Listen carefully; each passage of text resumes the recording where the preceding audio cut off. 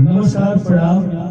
हम फिर पुनः उपस्थित बनी रउआ सबके मिक्स एंटरटेनमेंट में और जानते बानी जा नाम और नहीं जान तो हम जा तो भाई काम से पहचान बनावे हमारा नाम से पहचान के और आज हम ये स्टूडियो में खुशी की बात कही बात कि आप हमने ये स्टूडियो में ऋषिकेश सिंह जी पटना जिला से आई बने जिनकी युवा सबके सामने बैठल बने। यहाँ के बहुत बढ़िया एगो सिंगर बने और बहुत सुंदर गावत है किसार भावना भी बहुत सुंदर लागल।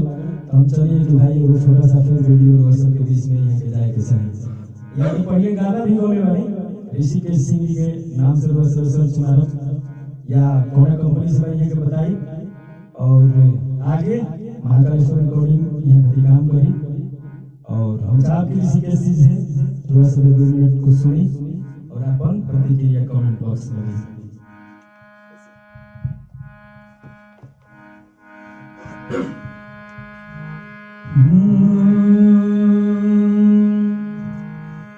सनहिया लगावल बहुत बात नहीं खे, नजरिया चुरावल बहुत बात होला। लाई के सने हतुता चली गई जब से, सूरज के घाम हम तो देखनी न तब से।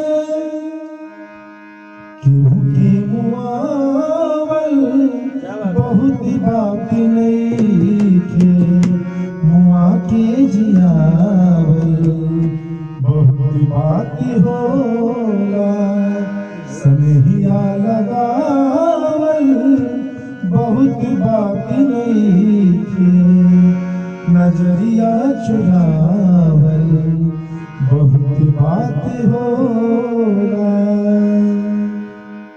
तरवा सबके कैसन लागल और रउआ सब ऋषिकेश जी का आज पहला बार महाकालेश्वर रिकॉर्डिंग स्टूडियो में आई बनी हमरा बहुत खुशी के बात बा और कैसा लागल प्रतिक्रिया में जरूर बताई और ऋषिकेश जी के रउआ यूट्यूब पे जाके सर्च करी अच्छा लगे तो यहाँ के गाना में लाइक शेयर कमेंट करी आगे बढ़ाई और इतना ही कहते हुए आज की वाणी के विराम ले।